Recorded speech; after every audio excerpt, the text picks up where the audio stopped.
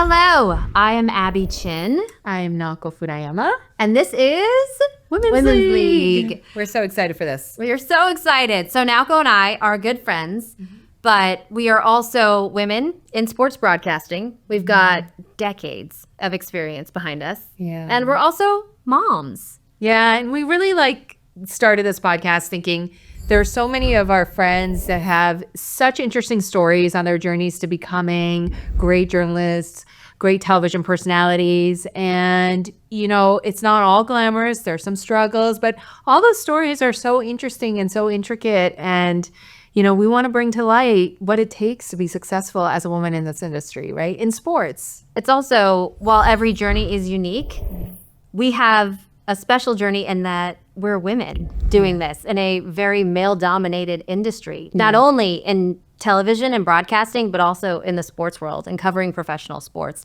And there are unique experiences that we have had that I don't think many other people have. Yeah. Like as a nursing mom, trying to pump in a locker room at halftime for half of an entire season of basketball. Those are things that men don't have to deal with. Right. And also things that nobody talks about. And that's some of the authentic conversations that we're hoping to have on this podcast. Yeah, and I think we started also because we were thinking about all these conversations that we have with young, aspiring television journalists, television personalities, and they come to us saying, oh, how do I get my first job? How do I do this? How do I eventually reach my dream goal? And, we don't have the exact path or solution, but we certainly know of so many different ways that people have succeeded in the industry. And it's really cool that we both have had our dream jobs at some point.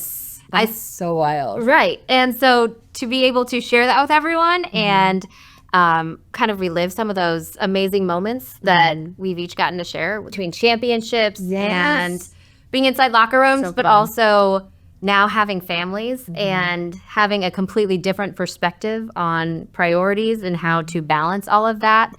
I think it's just so interesting. And I love to hear how other people are doing it. Yes. Especially when it comes to women. And you always get that question, how can a woman have it all?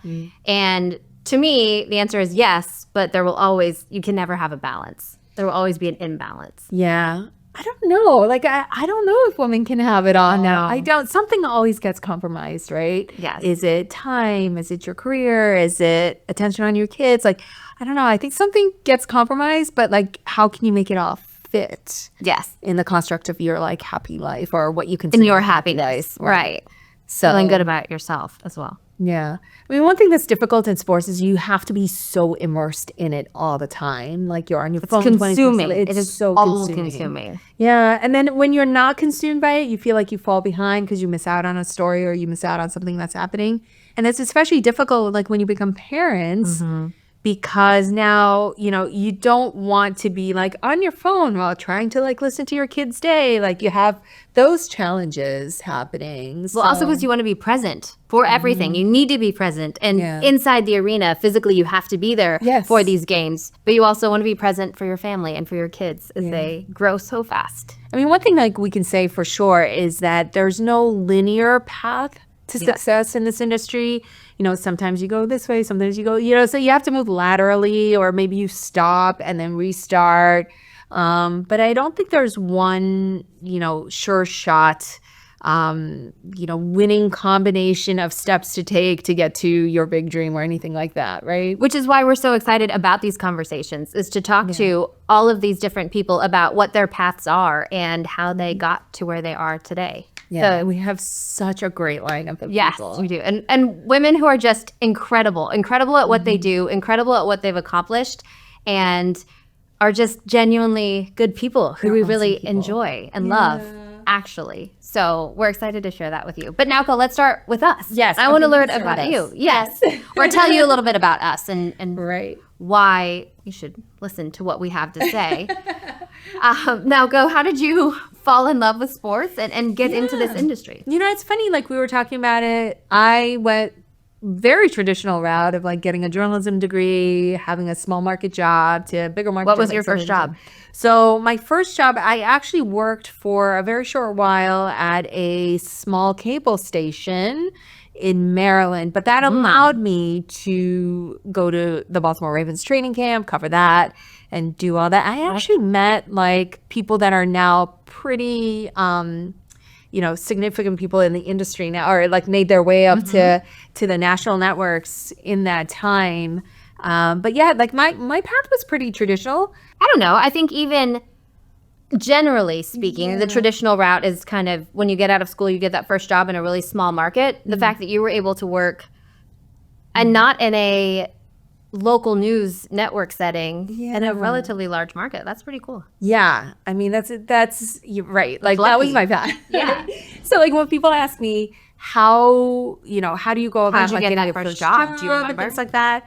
Well, yeah, I totally remember. Like I was driving to stations, delivering my resume. Yeah, because my thought was, if they see me doing that, then if they see how far I would go to get a job, how far would I go to get a story, right? Like that was kind of like the standard I wanted to set and be like, look, I'm taking this very seriously, which you have to in this industry, right? I think it's also something different if news directors can lay their eyes on you, they've seen you and actually have an interaction with you. That sticks more than just sending out a million. I don't know if you can do that nowadays though. How did you start? So my first job out of college was at ESPN Classic. So it was in production. I was a production assistant behind the scenes. But the only reason I got the job, I had applied for an internship 2 years before. So I got the call and they said, can you move to Connecticut?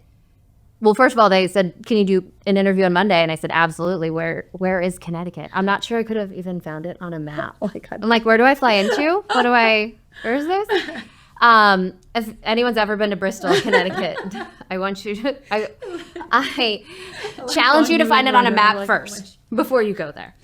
And then after the interview, I was actually completing my master's at the time, and I did not get to write my thesis because they said, we have a job for you. Can you start next week? And I said, absolutely. And my mom and I packed up my car. And I know I'm so lucky to have had those resources and be able to do that. But my mom and I packed up my car and drove across the country. Wow. Honestly, Naoko. So if anyone who lives in the Northeast knows, we stopped, I think, I don't even know what state is right before Connecticut, but it was kind of getting dark. And we're like, oh, we'll just make the final push into Connecticut and we'll just stay there for one night.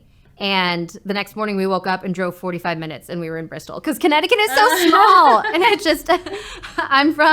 I grew up in Colorado. Out west, the states are just bigger. That is such a Western viewpoint. I know. You can't just like drive through a state in 2 hours. Apparently you can. Yeah. Here in the Northeast, yes. I mean, I've been here for a while, so now I know those things. But my mom and I we woke up and we drove and we were like, that's it. That's it.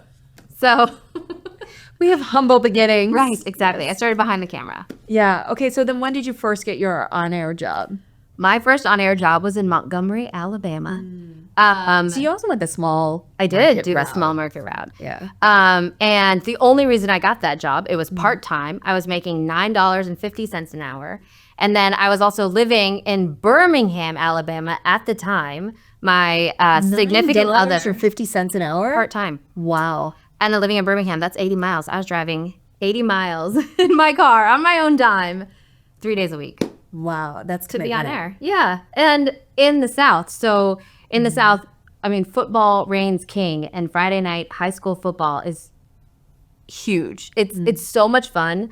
And I'm so grateful for my experiences in Alabama because I'll tell you, it is nothing like, we haven't even said what we do now. It's nothing like, it's the only thing I've seen that even rivals the passion of sports fans here in New England, whether it's for the Patriots or the Celtics, which I cover every day. But the passion for football down there and SEC football, Alabama and Auburn, and then even high school footballs on Friday nights is incredible. So I'm just driving around rural Alabama late on Friday nights because those high school football shows, you have to hit 3 or 4 schools every night. And all you're doing is showing up. You are everything. The one-man band, they used to call them. Now they're multimedia journalists. But you've got your camera, you've got your editing system, and now they can do live shots. Thankfully, at the time, we had microwave trucks that we're using. You know what? We had to call and book satellite time. Right. We didn't have the live view, but if we did, we would probably have. We'd have to do our own live shots. Yes. Yeah. And so, but you have to go and hit all these different schools, get one touchdown, hopefully coming your way, or get one interception, and then you're out. You got to go to the next one so you can get back and cut it in time for the show. But that's a great training ground Absolutely. for isn't after that you can handle anything. Like Seriously. after you do all of those things on your own, and then you're also trying to figure out scheduling and how to get it on air and like editing for air and then putting it, like if you can handle all that and be on air at the same time, I mean that's a huge toolbox, right? Like you have acquired skills that you're constantly tapping into in your everyday job.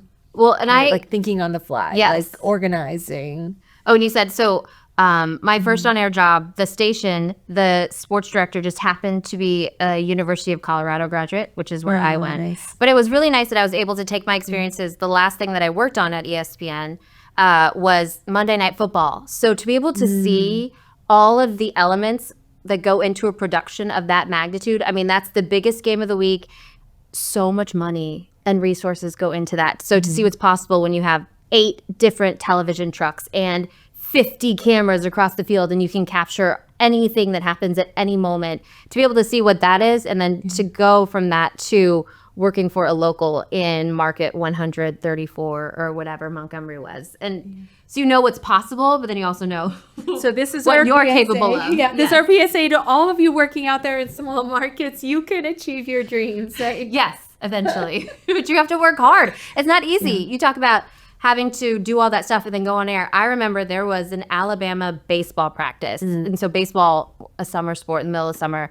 So I used to, in Alabama, I would only wear white because I would sweat through everything and you could it's so see hot it all the time. Yes. And so I had to shoot a stand-up after Alabama baseball practice. And I just remember I had sweat through my shorts and I pulled my notebook out and I couldn't read anything because it was all wet and watery. And I was just like, this is so gross. And then I had to tease up my hair and I was like, hello, welcome back. It's not glamorous. Yeah. Most of this industry is not glamorous. There's a lot of grinding you got to do. But there's amazing experiences as well. Right. Yes, On the other Naoko side of it, it's so fun. has covered 3 Olympics. Yeah, 3 Olympics. I also did sideline for Major League Soccer and ringside for NHL.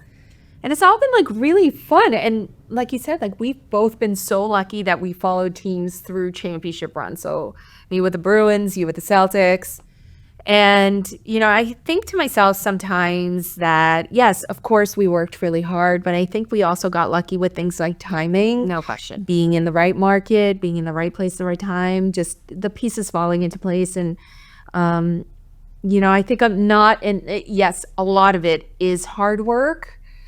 But for me, a lot of it has been timing. In what way? In just like being, available or in a position where you could take the job or you knew the people or the people that were hiring for the job knew you were available. Like, there was like a lot of that. And I'm so grateful and so lucky for all those experiences because of it. Yeah. I will say, it's not all sunshine and roses. I was laid off from that job in Montgomery. Yeah. And the only reason I got picked up was because a sports director from Birmingham saw how hard I worked and appreciated a question that I asked to Nick Saban in an Alabama press conference. And so when he found out that I was looking for a job, he said, I think he reached out to me and said, I think we can figure something out. So you're right in the timing. I don't know what would have happened if that news director, his name is Jim Dunaway, shout out Dunaway, if he hadn't have found a way to keep me in it. Yeah. And so I think it's hard work, it's opportunity and luck has so much to do with it. Yeah. And making the most of those opportunities once you get there. Yeah. But we also have the experience and the unique experience of being pregnant on TV, having newborn babies while we're trying to actually appear awake on television. And so sick one day. I remember so sick, like having a cold and not wanting to take medicine because you're pregnant. Right. And you're like trying to, hack it with honey and ginger and lemon and you sound horrible. No, it's not getting the job done. It's just not streaming down your face. Yeah, it was not. Especially you're ringside too. It's cold in there. Yeah. So if you feel bad, it's just pushing your body down. Oh my gosh, yeah, you're right. That sounds awful. That's one of my favorite things. So I cover the Celtics on a regular basis, in case you didn't know. One of the things that I love about the NBA is that it is always inside in a controlled arena. Yes. I never have to go outside and cover football or stand in the rain. Imagine. Oh my gosh, that was one of the, in Alabama, covering Auburn football and shooting it and running through torrential rain pours and then downpours. It felt like a hurricane that they're playing football through, and then tying my hair up and trying to shoot a stand-up. I'm sure so many people that we're going to talk to have these types of experiences in their growing years in the industry. So we're really excited and looking forward to that too. And just kind of like hearing people's journeys. So everyone is unique and everyone has such an incredible story to share that I don't feel like a lot of times we are given the breadth to do that. So we would like to provide a place for that. Yes, this is a platform to tell those stories. And then for aspiring journalists to be able to come in, tap into this as a resource for, And not even journalists, but professional women in, so what really I hope to talk about in some of our conversations is after I guess I was pregnant with my first baby, Mabel. And I remember buying the What to Expect books when you read it through. And then, so after she was born, I bought a book about how, working woman, how to get back to work and get back to the job. And this job is not 9 to 5. A regular daycare does not work for my schedule. I go to work at around 4 p.m., 4:30, and I work until 9 or 10 at night. And I also am lucky enough to travel with the team. And a lot of times that means that we will fly after games. So I am working and awake until 2 a.m. in the morning. And so then you have to wake up with a baby at 6 a.m. If you're lucky enough for them to sleep through the night, it's just, it's hard. It's really hard. It's exhausting. But there was not a book that helped me. I just don't feel like there was anyone, there were resources out there to help me through that transition. And so just to be able to talk about those things and tell people my experiences and provide a sounding board for others to be able to ask questions and kind of bounce ideas off of each other, I think would be so helpful for me. So I want to provide that for others. So we hope you guys enjoy the podcast, enjoy listening to our conversations with some amazing women. And we hope this goes good. Yeah. Great. We'll be here. Reach out. Let us know if you have any questions.